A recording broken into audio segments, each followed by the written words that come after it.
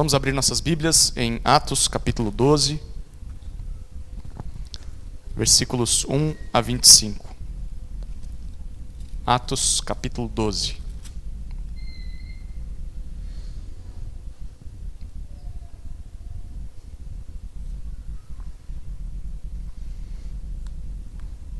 Se Deus permitir, nós vamos estudar esse capítulo inteiro hoje. A gente vai lendo à medida que o tempo for avançando aqui, tá bom? Atos capítulo 12. Gostaria de começar fazendo uma pergunta que é muito particular. Como você reage à maldade, ou à dor, ou ao sofrimento, principalmente injustos? Alguém fere você, alguém causa dor em você, alguém gera sofrimentos a você, injustamente. Nem sempre a gente responde piedosamente, não é? Em muitos momentos a gente responde com raiva essas coisas. Quando não é raiva, a gente tem um sentimento de vingança, né? De devolver, fazer vingança com as próprias mãos. Quando a gente não faz isso, às vezes a gente murmura e reclama e fala. Há pessoas que ficam magoadas, com mágoa dos homens que machucaram eles, feriram eles. Há pessoas que ficam com mágoa de Deus, e aí é pior ainda, né? Porque isso pode resultar em um abandono da fé. Será que é possível reagir de outra maneira? Seria possível nós reagirmos piedosamente a essas coisas? Se é possível, como a gente alcança isso? O que pode transformar a nossa perspectiva ou a nossa reação diante da maldade, diante da dor, do sofrimento injustos? A resposta desse capítulo, eu vou dar spoiler, tá? Eu já vou adiantar para você o que o capítulo 12 vai dizer. A resposta desse texto é: olhe para Jesus. Olhe para o que Jesus está fazendo na vida do seu povo, pelo bem do seu povo, mesmo em meio ao sofrimento. Jesus não perdeu o controle da história. É isso que Atos 12 diz. Se há uma frase que poderia resumir o que a gente vai estudar nesse capítulo, é que mesmo em meio ao sofrimento, Jesus cuida da sua igreja. Mas Jesus também castiga o mal e multiplica a palavra. Mesmo em meio ao sofrimento, Jesus cuida da sua igreja, castiga o mal e multiplica a palavra. A gente vai ver isso em 4 partes. A primeira parte está nos versículos 1 a 5, que fala a respeito do sofrimento da igreja. Vamos ler versículos 1 a 5? Por aquele tempo, o rei Herodes mandou prender alguns da igreja para os maltratar. Mandou matar a espada Tiago, irmão de João. Vendo que isto agradava aos judeus, prosseguiu, mandando prender também Pedro. E eram os dias dos pães sem fermento. Depois de prendê-lo, lançou-o na prisão, entregando-o a 4 escoltas de 4 soldados cada uma, para o guardarem. A intenção de Herodes era apresentá-lo ao povo depois da Páscoa. E assim, Pedro estava guardado na prisão. Mas havia oração incessante a Deus por parte da igreja a favor dele. Nós estamos vendo em ação o rei Herodes. Quem é Herodes? Bom, Herodes era um título de autoridade conferido por Roma, para aquela figura que governava sobre a Judéia e mais alguns outros lugares, ali onde ficava Israel. Herodes era considerado como o rei dos judeus, mas isso era meio que uma provocação de Roma, porque alguém que não era dos judeus foi escolhido para governar. Na verdade, era de um povo inimigo do povo judeu. Então, isso era uma forma de Roma cutucar os judeus o tempo todo. Vocês não têm rei, coisa nenhuma. Herodes, esse que nós estamos lendo aqui, é o terceiro na linha da sucessória dos Herodes. Ele é o Agripa I. Se você procurar na história, vai reconhecer essa figura. O Agripa I foi sobrinho do Herodes Antipas. O Herodes Antipas foi aquele que mandou prender João Batista e matar João Batista. E foi o mesmo que também participou da condenação a Jesus. E ele é neto do Herodes o Grande. Herodes o Grande, você vai lembrar dele também. Quando Jesus nasceu, foi o Herodes o Grande que mandou matar aqueles meninos, lembra? Porque ele não queria que o rei dos judeus crescesse. Pois é, parece que fazer o mal está no sangue dos Herodes. Porque esse Herodes, Agripa I, segue na linha dos seus antecessores. E ele comete maldades. A primeira maldade está no versículo 1. Herodes manda prender alguns da igreja. Isso aconteceu por aquele tempo, diz o texto. Que tempo? Lembra o que a gente viu no final do capítulo 11? A igreja descobriu que haveria uma grande fome no Império Romano. Então eles escolhem Saulo e Barnabé para enviarem uma oferta à igreja de Antioquia, para enviarem uma oferta para Jerusalém. Saulo e Barnabé chegam lá, e quando eles chegam, é nessa época que isso aqui acontece.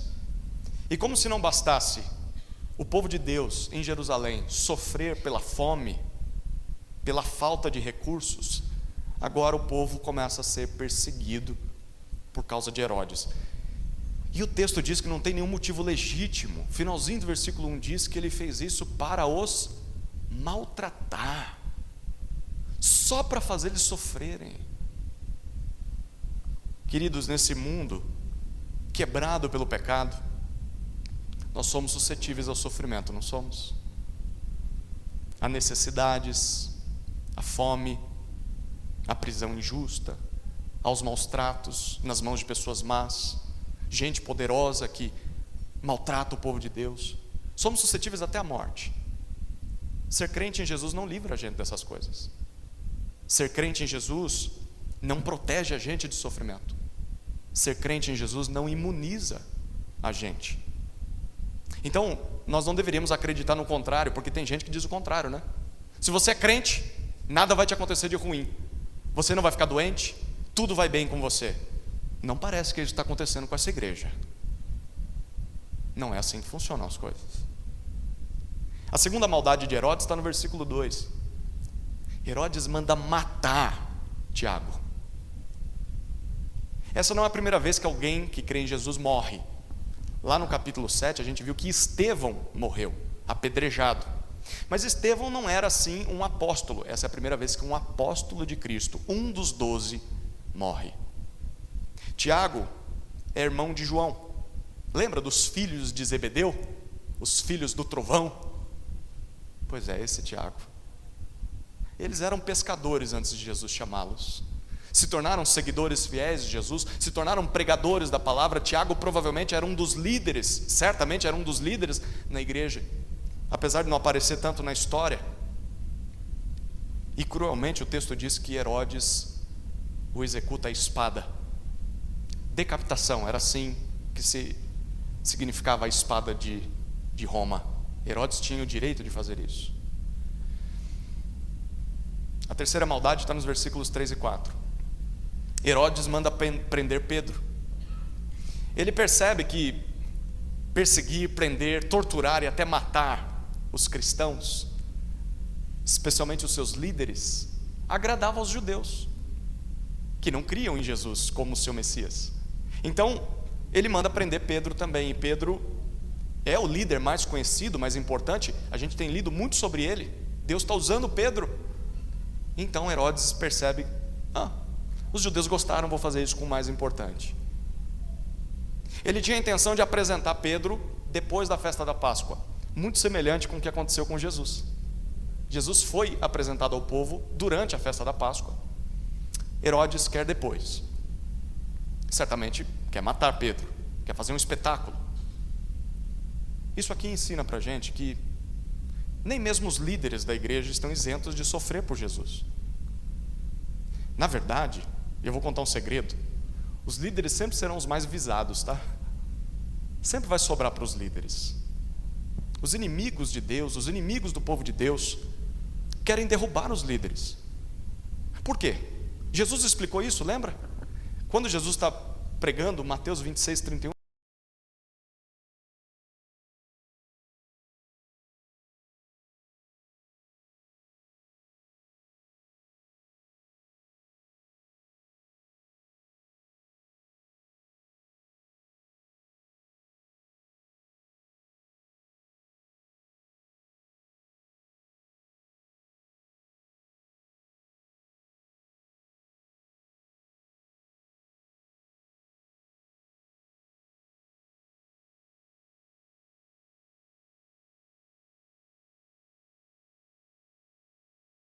diácono, está em treinamento para o presbitério, você que sonha, que talvez esteja percebendo que Deus está te chamando para esse ofício de liderança, bom, prepare-se para ser atacado. Prepare-se. Talvez até mais brutalmente do que todos os outros crentes, porque se o diabo conseguir derrubar você, ele derruba muita gente junto. Prepare-se. Como igreja, como a gente reage a isso? Bom, como igreja a gente ora por nossos líderes. Ore por seus líderes. Ore por seus líderes. Eu me lembro do pastor Onéias, pastor nessa igreja por mais de 10 anos, foi meu discipulador. Ele dizia, no dia em que você, eu me lembro até hoje, no dia em que ele conseguiu para mim uma vaga no seminário, já tinha fechado as portas, ele disse para mim, a partir de hoje, o diabo está pintando um alvo nas suas costas, e o objetivo dele é derrubar você. E irmãos, como o diabo tenta derrubar a liderança de uma igreja? Ore por seus líderes. Ame os seus líderes. Mostre para eles que você se preocupa com eles. Mostre para eles que é importante que eles continuem firmes. A propósito, é isso que aquela igreja faz. No versículo 5, aquela igreja que está sofrendo fome e agora já teve irmãos presos, está sofrendo com a morte de Tiago. O que diz o versículo 5? Enquanto Pedro está preso, o versículo 5 diz que há oração incessante da igreja a Deus a favor de Pedro. A palavra que Lucas usa aqui para oração incessante traz a ideia de algo insistente, intenso, fervoroso. Não era aquela oração mecânica que a gente faz de vez em quando, era uma oração, é a mesma palavra para se referir à oração de Jesus no Getsêmani. Isso aqui ensina 2 lições para nós. A primeira lição é que uma igreja sofredora diante do mal, da maldade injusta, da perseguição, da prisão, da morte do seu líder, o que essa igreja faz? Ela ora. Essa igreja não pega em espadas, essa igreja não sai às ruas, porque também não ia adiantar nada. Essa igreja bota o joelho no chão, e é isso que o sofrimento deveria produzir em nós. Produzir oração, clamor ao único que pode resolver as coisas milagrosamente, Deus. Queridos, o nosso sofrimento, seja ele qual for, até como igreja, o nosso sofrimento não é exclusividade, não é novidade. Sofrimento, leia sua Bíblia e estude a história da igreja. Sofrimento é a marca da igreja de Jesus desde o princípio, desde o começo. Uma igreja que diz eu não quero sofrer, precisa deixar de ser igreja, porque a igreja vai sofrer, de alguma forma ela vai. E a oração sempre é a melhor resposta a esse sofrimento. Nos aproximar de Deus, clamar por intervenção, Senhor, faça alguma coisa. Mas tem uma segunda lição aqui. A segunda lição é que nem sempre a gente entende a providência de Deus. Nem sempre a gente entende a soberania, os planos de Deus. Porque se você reparou no texto, aprove a Deus permitir que alguns irmãos fossem presos, até Pedro. Mas pior, aprove a Deus que Tiago fosse morto. A pergunta é por quê? Por que Deus permite uma coisa dessa? E pior, por que Deus permite que Tiago seja morto, mas Pedro fique preso? Porque Tiago morreu. Deus não podia ter impedido? Podia, mas não impediu. Bom, se você está esperando uma resposta, eu não tenho resposta, porque o texto não dá a resposta, só diz que simplesmente essas coisas acontecem. Por que é que uns crentes sofrem mais do que outros? Por que uma pessoa perde um ente querido e outra pessoa não perde? Por que algumas igrejas sofrem mais nas mãos de governantes que perseguem a igreja e outras igrejas têm mais paz? Por quê? A gente não sabe, só sabe o que acontece. Deus tem os seus planos, queridos, tem os seus caminhos, mesmo que sejam diferentes dos nossos. Qual que é o nosso papel? Nosso papel é botar o joelho no chão e confiar nele. Senhor, nós não sabemos o que o Senhor pretende com isso, mas nós sabemos que o Senhor não perdeu o controle da história. Ajuda-nos a confiar. Mesmo em meio ao sofrimento, Jesus cuida da sua igreja. Mas Jesus também castiga o mal e multiplica a palavra.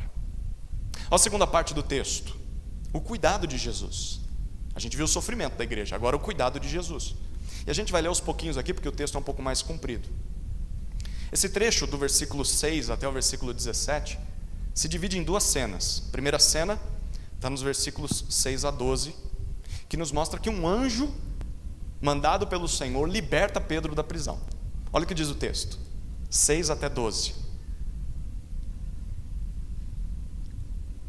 Na noite anterior ao dia em que Herodes iria apresentá-lo ao povo, Pedro dormia entre dois soldados, preso com duas correntes. Sentinelas junto à porta guardavam a prisão. Eis, porém, que sobreveio um anjo do Senhor, e uma luz iluminou a prisão. O anjo tocou no lado de Pedro e o despertou, dizendo: levante-se depressa. Então as correntes caíram das mãos dele, e o anjo continuou: coloque o cinto e calce as sandálias. E ele assim o fez. O anjo lhe disse mais: põe a capa e siga-me. Então, saindo, Pedro o seguia, não sabendo que era real o que estava sendo feito pelo anjo. Ele pensava que era uma visão. Depois de terem passado a primeira e a segunda sentinela, chegaram ao portão de ferro que dava para a cidade, o qual se abriu automaticamente, e saindo, enveredaram por uma rua, e logo adiante, o anjo se afastou dele. Então Pedro, caindo em si, disse: agora sei que de fato o Senhor enviou o seu anjo e me livrou da mão de Herodes e de toda a expectativa do povo judeu. Ao se dar conta disso, Pedro resolveu ir à casa de Maria, mãe de João, também chamado Marcos, onde muitas pessoas estavam congregadas e oravam.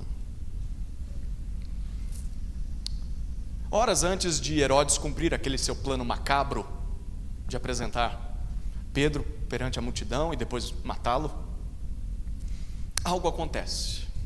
O versículo 6 diz para nós que é noite, e Pedro está preso com correntes, uma para cada lado. Ele está entre dois soldados, está vigiado por sentinelas. A pergunta é: para que tanta proteção? Bom, talvez, os comentaristas dizem aqui, que Herodes estava com medo. Por quê? Porque já não é a primeira vez que prenderam os apóstolos, e todas as vezes eles escaparam, né? Então é talvez como Herodes dizendo: quero ver escapar agora. E ele coloca assim um bom pelotão para cuidar de Pedro. Pedro está ali, preso. E o que Pedro faz? Versículo 6 diz para nós: o que ele faz? Ele dorme. Pedro dorme. Gente, como é possível alguém dormir numa situação dessa? A tua cabeça está a prêmio, você vai morrer amanhã, ou dentro de algumas horas. E ele dorme. Tanto é que quando o anjo chega nele, precisa cutucar ele: ei, acorda, porque a luz não foi suficiente para acordar ele. Ele está dormindo profundamente. Pedro dorme. Gente, é óbvio, Pedro estava triste pelos irmãos que foram presos, triste pela morte de Tiago. Pedro está prestes a morrer injustamente, e o cara consegue dormir. Queridos, só consegue agir assim, com calma, com tranquilidade, com autocontrole, diante de uma situação aterrorizante, quem sabe que a sua vida está nas mãos de Jesus. Seja o que for que aconteça comigo, nada foge do plano de Cristo. Ele pode me libertar. Como eu posso morrer? Mas o plano dele não foi fracassado e frustrado. Pedro dorme. Sabe o que você devia fazer, irmão? Sabe o que você devia fazer, irmã? Você está tão preocupado com amanhã? Bota a tua cabeça no travesseiro e durma. Deixa o Senhor resolver o trabalho dele. Pedro dorme. Enquanto Pedro dorme, milagrosamente, o texto diz que um anjo do Senhor, enviado por Jesus, aparece, ilumina toda a prisão. Ele acorda Pedro, porque Pedro está dormindo muito, liberta Pedro das correntes, manda que Pedro se vista, que Pedro siga. Pedro obedece, mas o texto diz para a gente que ele não consegue distinguir se aquilo é real ou se é um sonho, né? Se é uma visão. Imagina você, né? Acordado no susto, né? Existem aqueles memes de internet, né? Quando você acorda, vai dormir depois do almoço no domingo, acorda, você não sabe se já é segunda-feira, né? Você não sabe que horas são, quem você é, onde você está. Imagina Pedro no meio da madrugada, né? Depois de um sono tão gostoso, e ele não sabe ainda se é verdade ou se ele está só sonhando com aquilo. E é só depois de sair da prisão, eles passam por 2 sentinelas. O texto diz que vocês acham que portão automático é novidade? O anjo do Senhor já inventou há muito tempo atrás. O portão se abre automaticamente, não precisava nem de controle. Pedro sai da onde estava preso, começa a caminhar numa rua em direção à cidade, e aí o anjo desaparece. Aí é que Pedro se toca: eu acho que eu estou livre.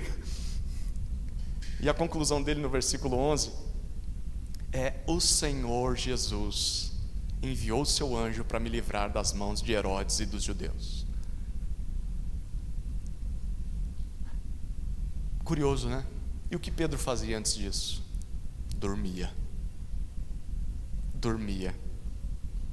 Queridos, Jesus cuida da sua igreja. Jesus cuida do seu povo, mesmo quando esse povo não está fazendo nada.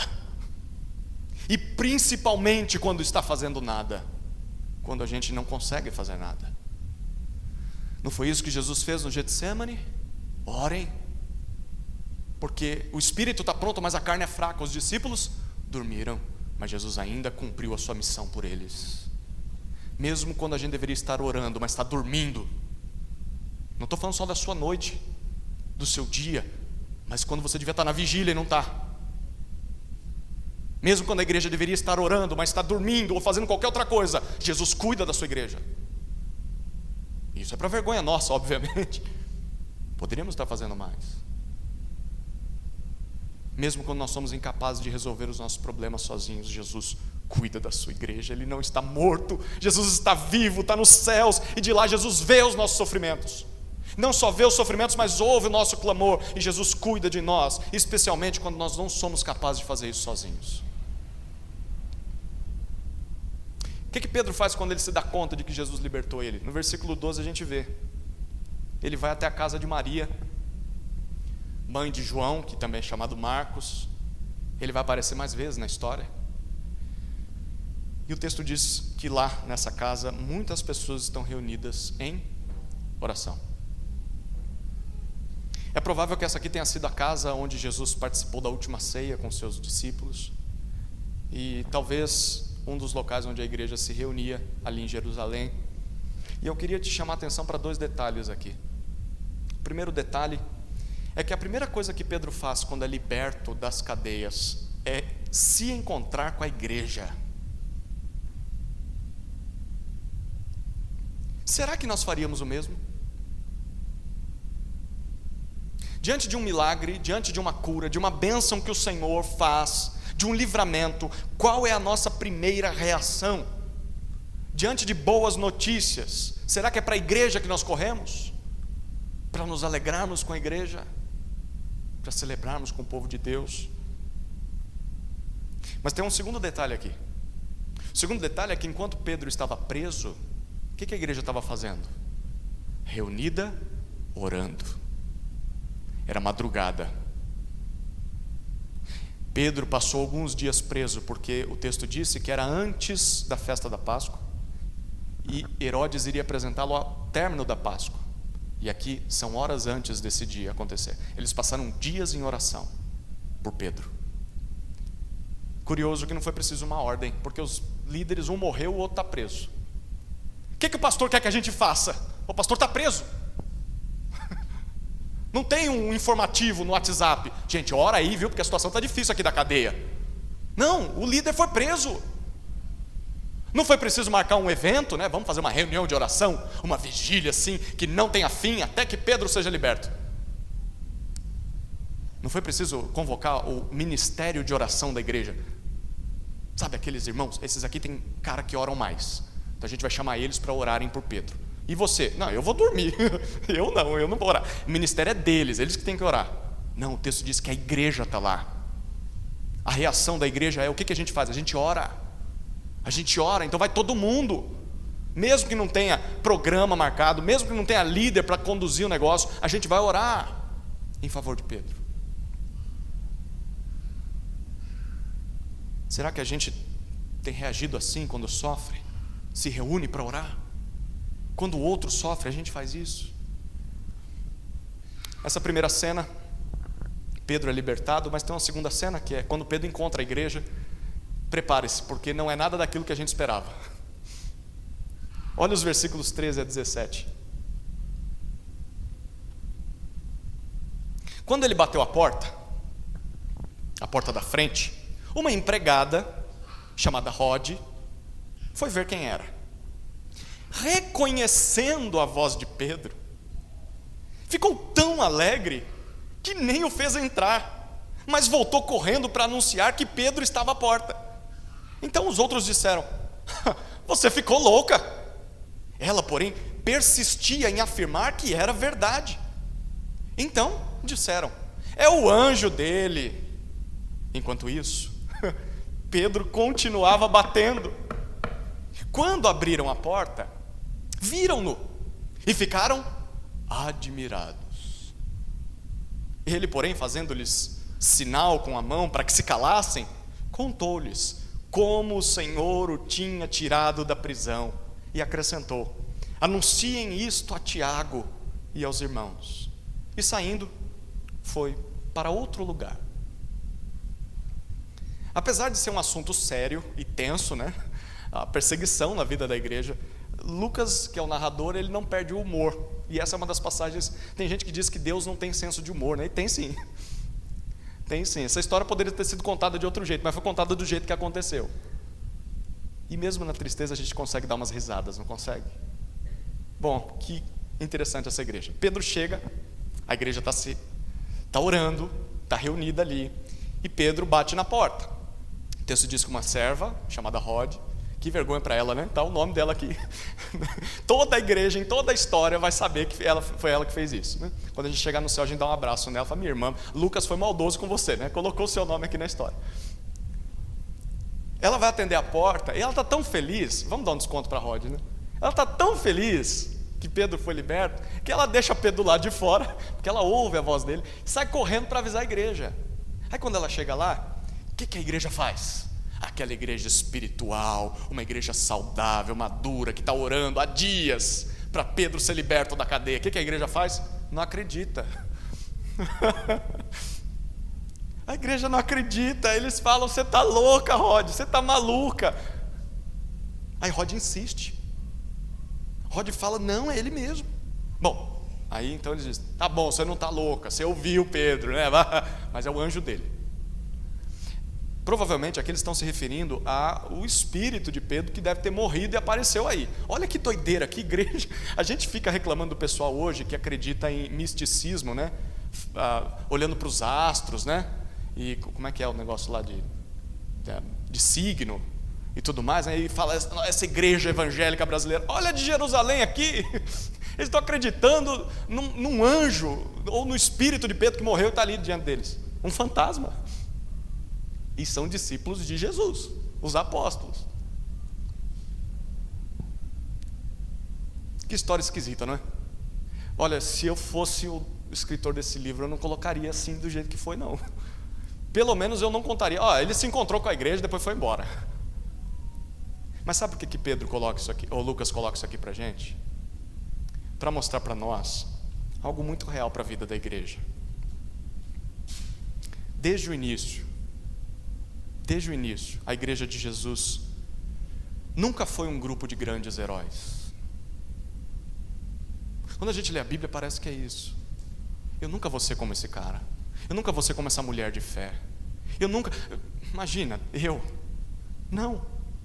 Parece que aqueles que estão na Bíblia sempre tiveram fé, nunca duvidaram, nunca fraquejaram. Mas Lucas está mostrando, não!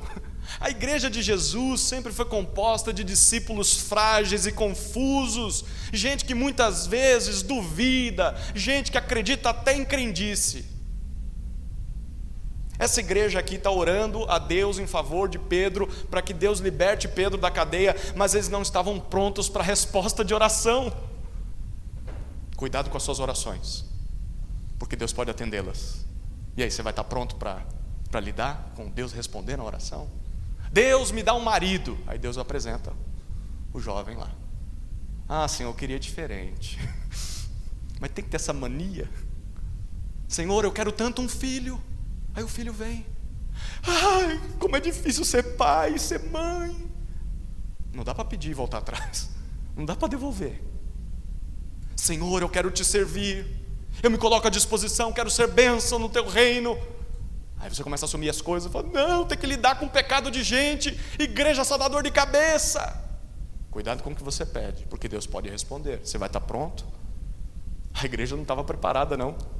Eles oravam pelo milagre, mas assim, não acreditavam mesmo que Deus podia fazer um milagre. Você ora pela igreja? Ora para que Deus converta pessoas? Ora para que Deus atraia pecadores? Para que Deus mude esse bairro, mude essa cidade, mude o nosso país? Está preparado para isso?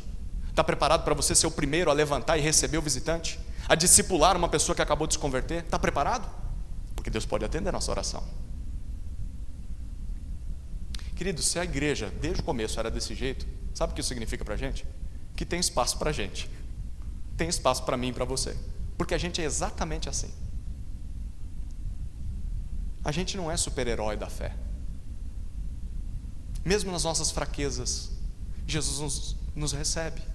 Jesus nos ama. Jesus nos perdoa. Jesus nos transforma. Por quê? Por que essas coisas são assim?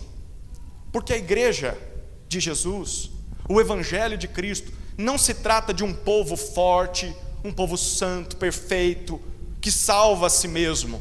Não. O evangelho diz respeito a um Salvador que é forte, santo, poderoso, perfeito, e esse Salvador que dá a sua vida para salvar pecadores imperfeitos como eu e você. É disso que se trata o evangelho. É disso que se trata a igreja de Jesus. De gente assim. Gente que é incapaz de se salvar, mas que é salva por Cristo. O versículo 16 diz para a gente que Pedro continua batendo, e enfim a porta é aberta, né? Até que enfim. E aí o texto diz que todos ficam admirados. A palavra aqui é que mais um sinal de que eles não estavam esperando que Pedro fosse liberto. Eles ficam assustados.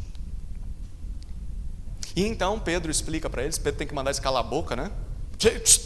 Faz sinal. É uma palavra bem forte aqui. O pessoal não parava de falar. É um fantasma mesmo. Ei, gente, quieta aí. Ele explica que foi o Senhor que libertou ele. Só que o texto diz que ele pede para contarem para Tiago. Não é o que morreu, né? Existia outro Tiago na igreja de Jerusalém. Tiago, irmão de Jesus. Provavelmente ele está dizendo, sabe quem vai cuidar de vocês agora? Tiago. É muito curioso porque Tiago, no começo do ministério de Jesus, não acreditava nele. Em algum ponto da história de Tiago, ele se converteu ao seu meio-irmão Jesus Cristo e se tornou um grande líder da igreja de Jerusalém. Inclusive, se você for ler sobre a igreja de Jerusalém, vai descobrir que ele é o líder que assume depois de Pedro aqui. E ele é quem escreve a carta que nós temos de Tiago na Bíblia. A igreja fazendo uma transição de líderes, não do jeito que se esperava, né? E ele diz, contem aos demais irmãos também, e o texto diz que ele vai para outro lugar. Por quê? Porque a cabeça dele está a prêmio. Herodes quer matá-lo ainda. E queridos, esse é um dos últimos episódios que Pedro aparece em Atos. Ele só vai aparecer no capítulo 15, mas é só a menção do nome dele e depois não mais. Líderes vêm e vão, mas a igreja de Jesus continua. A gente vai ver isso daqui a pouco. Mesmo em meio ao sofrimento, Jesus cuida da sua igreja. Mas Jesus também castiga o mal, e é o que a gente vai ver na terceira parte agora. Versículos 18 a 23, olha o que o texto diz para nós.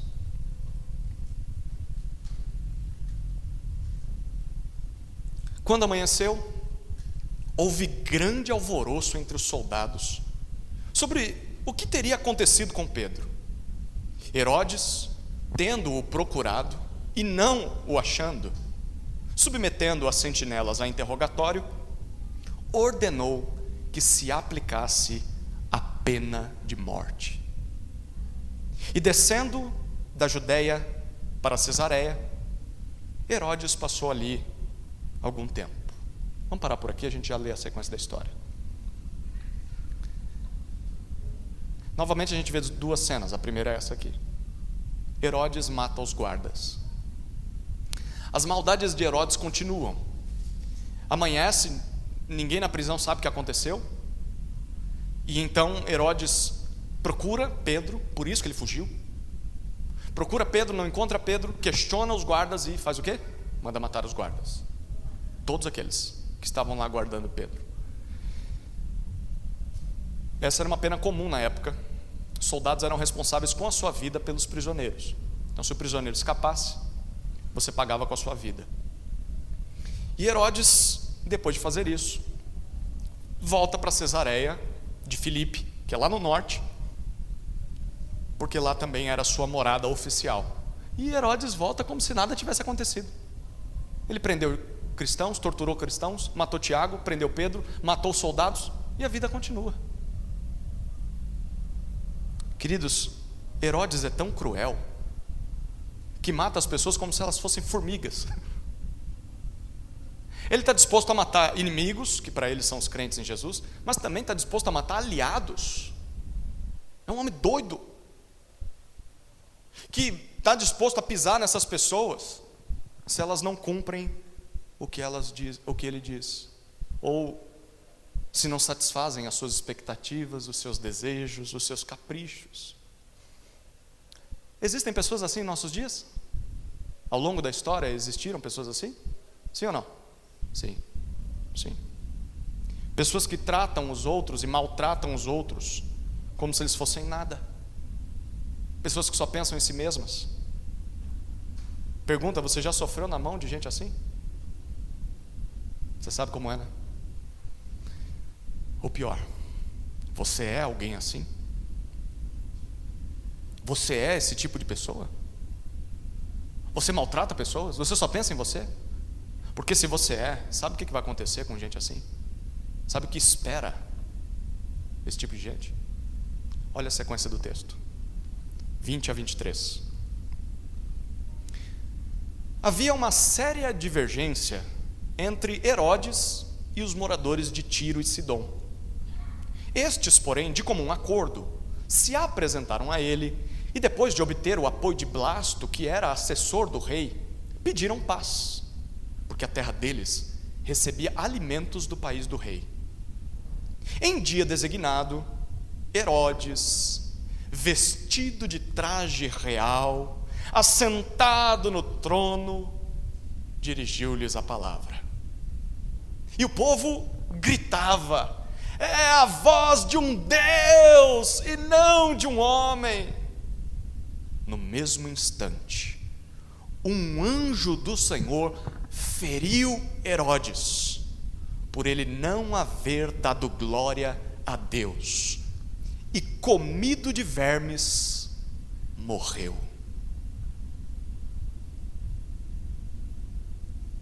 A segunda cena é que Jesus mata Herodes.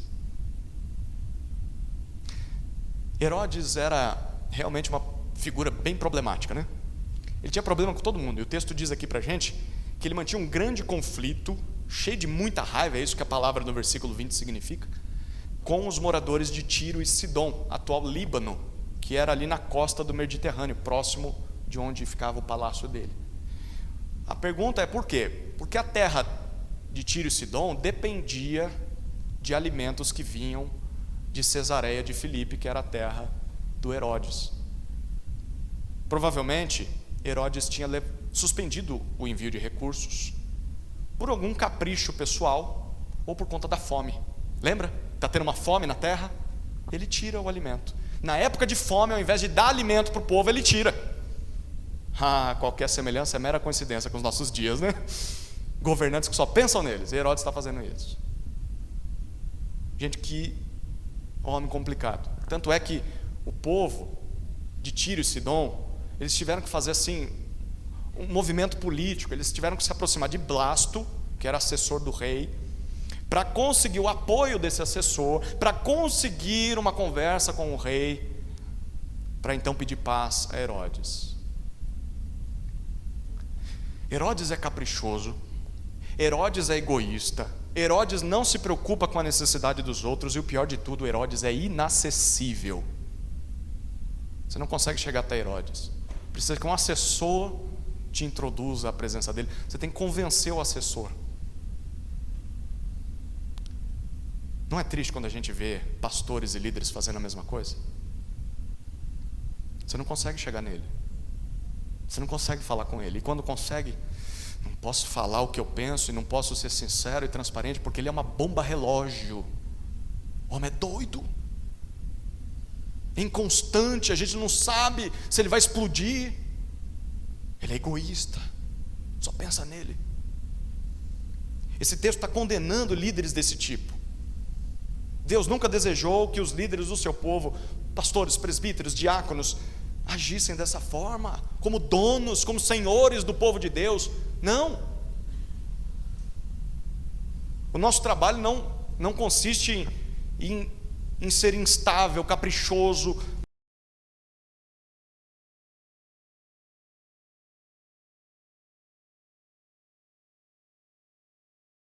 para uma conversa. Se pastores e líderes são inacessíveis, eles estão falhando em cumprir o seu papel. Pastor, preciso falar com você. Quando dá para você? Agora? Amanhã? Quando é que você pode? É isso que um líder precisa fazer. Qual é o final dessa audiência com o rei? O versículo 21 diz para a gente que Herodes, que gosta de um show, né? O Herodes gosta de aparecer. Aí ele marca um dia. Aí nesse dia está todo o povo lá, morrendo de fome, né? Todo mundo, tem que ir lá, né, paparicar o rei, né, para ver se ele dá comida para a gente. Aí junta todo mundo. O texto diz que ele aparece vestido como rei. Tem um historiador dessa época chamado Flávio Joséfo, que diz que ele apareceu com uma roupa brilhante, prateada, que refletia a luz do sol. Gostava de aparecer. Aí ele aparece para todo mundo, se assenta no trono e faz um longo discurso. Como é que o povo reage? Versículo 22, a multidão grita. A gente não sabe se eles estão sendo sinceros ou irônicos, mas a multidão grita: isso não é um homem comum, isso aí é um Deus falando com a gente.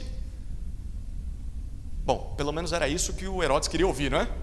Não é isso que pessoas que se acham querem ouvir? Você é um Deus, santo dos santos, perfeitão, é o nosso rei. Bom, era o que Herodes queria ouvir e eles estão dando o que ele quer.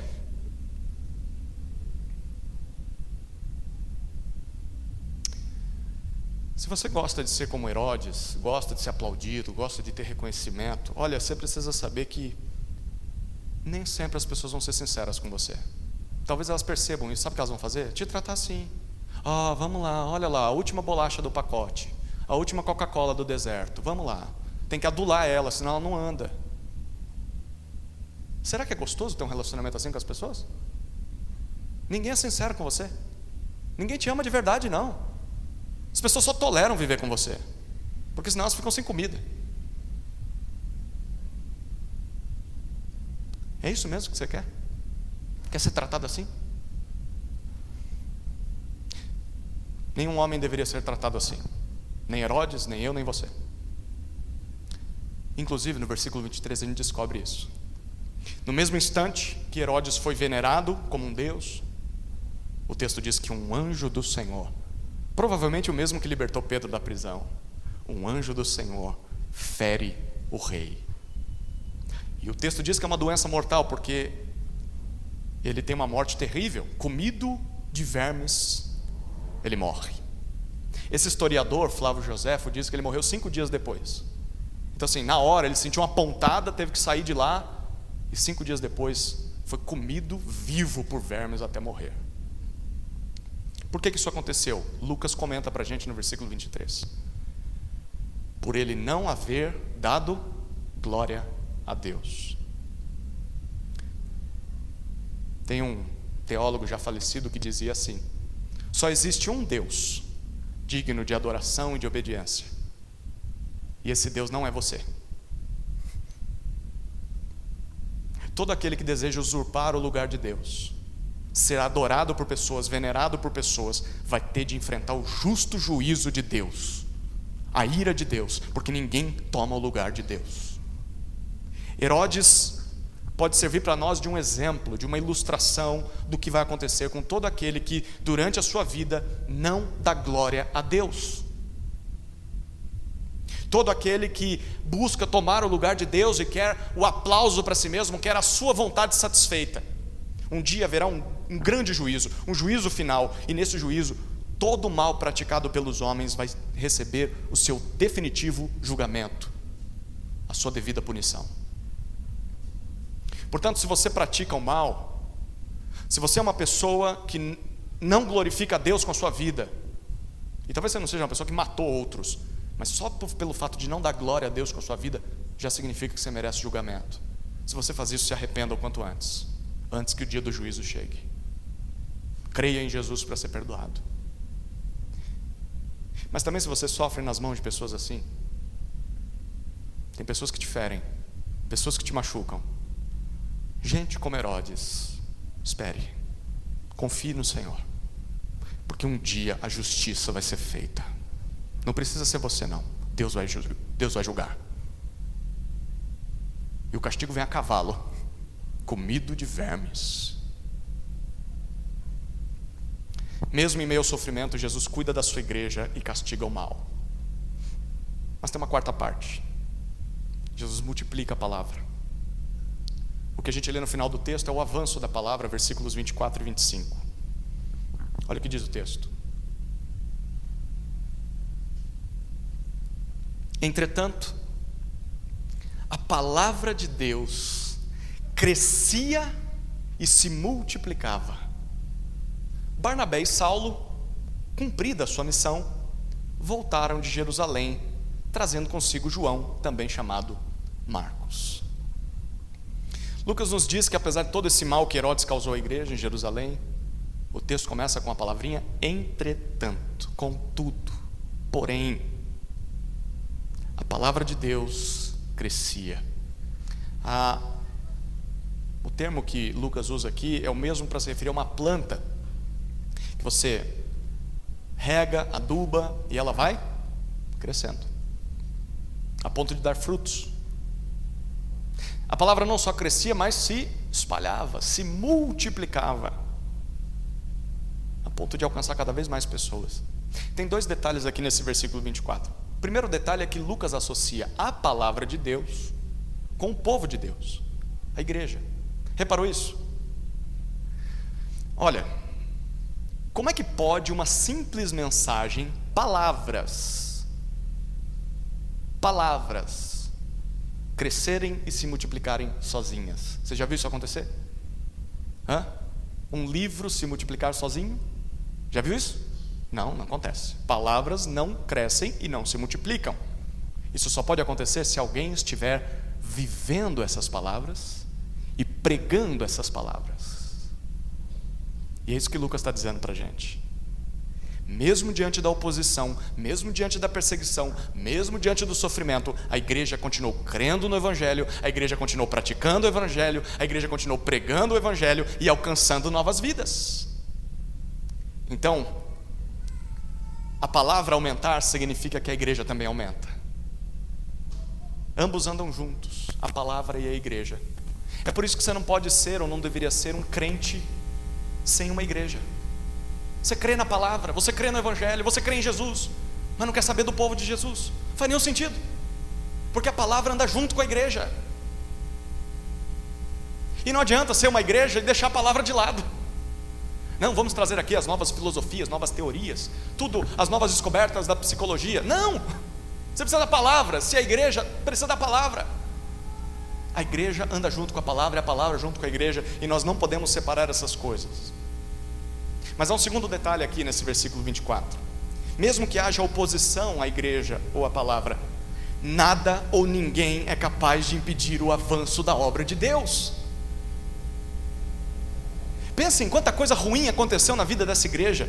Herodes tentou acabar com a igreja. Crentes foram presos, crentes foram torturados. Tiago foi morto à espada. Pedro teve que fugir da igreja, daquela cidade. A igreja precisou de uma nova liderança. E ainda assim, a palavra de Deus cresceu e se multiplicou através de outros crentes, através de outros líderes. Onde está Herodes? Herodes morreu, vergonhosamente. Onde está Pedro? Teve que sair de Jerusalém. Como é que ficaram os crentes em Jerusalém? Agora a gente tem que se submeter a Tiago. Será que Tiago vai ser um bom líder? Será que ele vai ser como Pedro? Será que vai ser como o outro Tiago que morreu? Como é que as coisas vão ser agora? E mesmo assim, a pergunta é: onde está a igreja de Jesus? Ela está aqui. Ela está aqui. Ela está espalhada ao redor desse mundo, viva, triunfante, testemunhando de Jesus. Mesmo que coisas ruins tenham acontecido na história, mesmo que líderes tenham passado, mesmo que imperadores tenham se levantado para perseguir a igreja continuou, e os imperadores foram mortos. E a igreja vai continuar assim até que Jesus volte, porque ele disse: as portas do inferno não prevalecerão contra a minha igreja, a qual estou edificando. Ninguém pode impedir Jesus não, queridos. E um exemplo disso é o que Lucas faz no versículo 25, ele faz um comentário.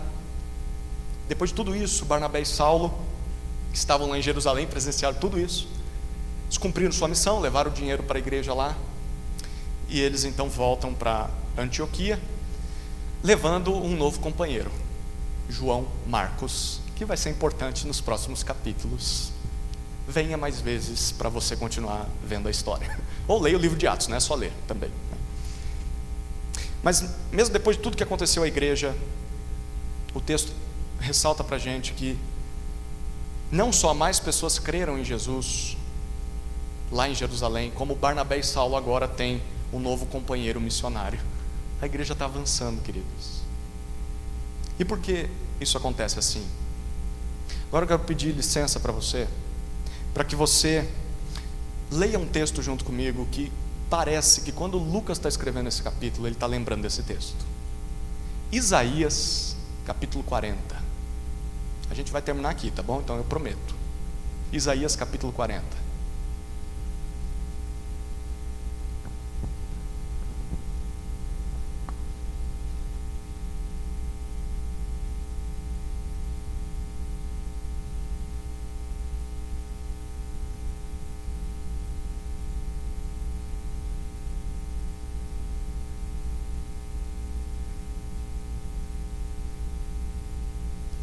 Isaías capítulo 40. Olha o que diz o texto, versículos 1 a 11. Consolem, consolem o meu povo, diz o Deus de vocês. Falem ao coração de Jerusalém e anunciem que o tempo da sua escravidão já acabou, que a sua iniquidade está perdoada e que ela já recebeu em dobro das mãos do Senhor por todos os seus pecados. Uma voz clama: no deserto preparem o caminho do Senhor, no ermo façam uma estrada reta para o nosso Deus. Todos os vales serão levantados, todos os montes e colinas serão rebaixados, o que é tortuoso será retificado e os lugares ásperos serão aplanados. A glória do Senhor se manifestará e toda a humanidade a verá, pois a boca do Senhor o disse. Uma voz diz, versículo 6: proclame. E alguém pergunta: que hei de proclamar? Toda a humanidade é erva, e toda a sua glória é como a flor do campo. Olha os versículos 7 e 8. A erva seca e as flores caem, soprando nelas o hálito do Senhor. Na verdade, o povo é erva, a erva seca e as flores caem, mas a palavra do nosso Deus permanece para sempre. Ó Sião, você que anuncia boas novas, suba um alto monte. Ó Jerusalém, você que anuncia boas novas, levante a sua voz fortemente, levante-a, não tenha medo. Diga às cidades de Judá: eis aí está o seu Deus. Eis que o Senhor Deus virá com poder, e o seu braço dominará. Eis que o seu galardão está com ele, e diante dele vem a sua recompensa. Como pastor, ele apacentará o seu rebanho. Entre os seus braços recolherá os cordeirinhos e os carregará no colo. As que amamentam, ele guiará mansamente. Isaías está trazendo uma mensagem de consolo, de esperança para Israel. Nos versículos 1 e 2 nós lemos que Deus iria castigar o seu povo por causa dos seus pecados, mas um dia a disciplina, o exílio teria fim. Nesse dia Israel seria perdoado dos seus pecados. Como que isso ia acontecer? Versículos 3 a 5 dizem: o próprio Senhor Deus em glória e majestade visitaria a humanidade e endireitaria o mundo. Deus acabaria com os efeitos do pecado. Como que ele faria isso? Versículos 6 a 8. Não por meio de pessoas, porque as pessoas são como erva, são como flores, que crescem bonitas, vistosas, mas o tempo vai passando, o que vai acontecendo com elas? Vão murchando, e morrem. Pessoas são assim, eu e você somos assim. Nós não somos salvadores, nós não somos capazes de salvar nem a nós mesmos, quanto mais a igreja de Deus. Homens vêm e vão, mas Deus vai fazer isso por meio da sua palavra, porque a palavra de Deus permanece para sempre. E nesse povo, nesse dia, o que o povo de Deus faria? Versículos 9 a 11, ele diz: o povo de Deus ia subir para o monte, para declarar a todos os que confiam nessa palavra: aí está o seu Deus. Ele vem com poder e domínio, ele está pronto para recompensar vocês que nele creem. Ele vai cuidar de vocês, cuidar como um bom pastor cuida do seu rebanho. Ele vai guiar vocês em mansidão até a morada celestial. E sabe o que isso ia produzir na vida daquele povo sofrido, tanto em Isaías quanto a igreja lá em Jerusalém, a igreja no primeiro século? Olha o final desse capítulo, que lindo que é esse final desse capítulo. Leia esse capítulo em casa, tá? Não dá tempo, porque é muita coisa, mas olha o final, versículo 28 a 31. Será que você não sabe? Nem ouviu que o eterno Deus, o Senhor, o Criador dos confins da terra, nem se cansa, nem se fatiga? A sabedoria dele é insondável. Ele fortalece o cansado e multiplica as forças ao que não tem nenhum vigor. Os jovens se cansam e se fatigam, e os moços de exaustos caem. Mas os que esperam no Senhor renovam as suas forças, sobem com asas como águias, correm e não se cansam, caminham e não se fatigam. O Senhor, através da sua palavra, dá força, dá renovo, dá vigor àqueles que confiam nele, mesmo que estejam cansados de todo o sofrimento desse mundo, mesmo que estejam exaustos.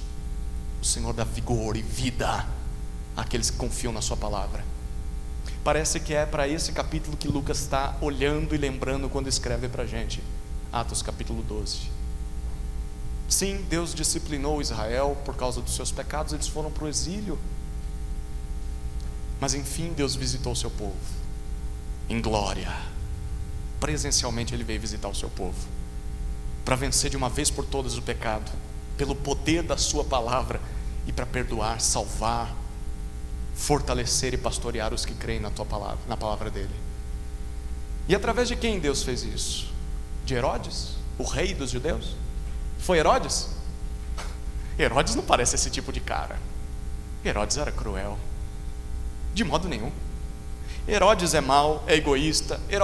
Herodes prende e tortura pessoas. Herodes mata quem teme a Deus. Herodes não vive em paz com seus subordinados. Herodes é inacessível. Herodes não alimenta aqueles que estão debaixo do seu governo. Herodes se coloca na posição de Deus sobre as pessoas, não sendo Deus. Na verdade, Herodes é o oposto do verdadeiro rei dos judeus.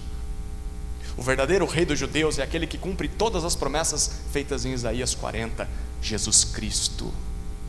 Jesus é o rei bondoso, amoroso, que mesmo sendo a manifestação da glória de Deus entre os homens, se humilhou, se fez servo, foi obediente até a morte, e morte de cruz, para perdoar pecadores que não mereciam, para salvar pecadores como eu e como você.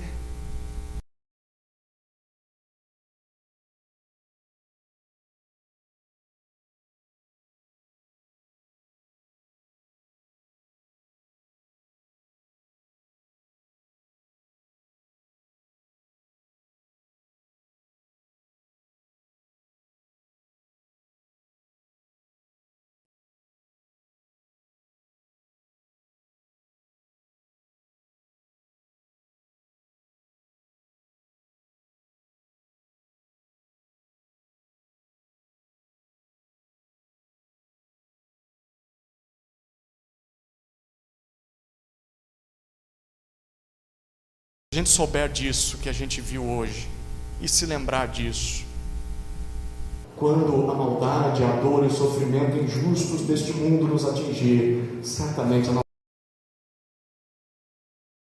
ao invés de raiva, de vingança, de murmúrio, de mágoa, ao invés de abandono da fé, nós vamos confiar de que há um rei soberano, controlando a história pelo poder da sua palavra, um rei a quem nós podemos orar e clamar em busca de socorro, um rei que está conduzindo o seu povo, a sua igreja, à glória eterna, apesar das aflições dessa vida, porque mesmo em meio ao sofrimento, o Senhor Jesus cuida da sua igreja, castiga o mal e multiplica a palavra. Obrigado, Senhor, por tudo isso que nós ouvimos hoje. Em nome de Jesus oramos. Amém.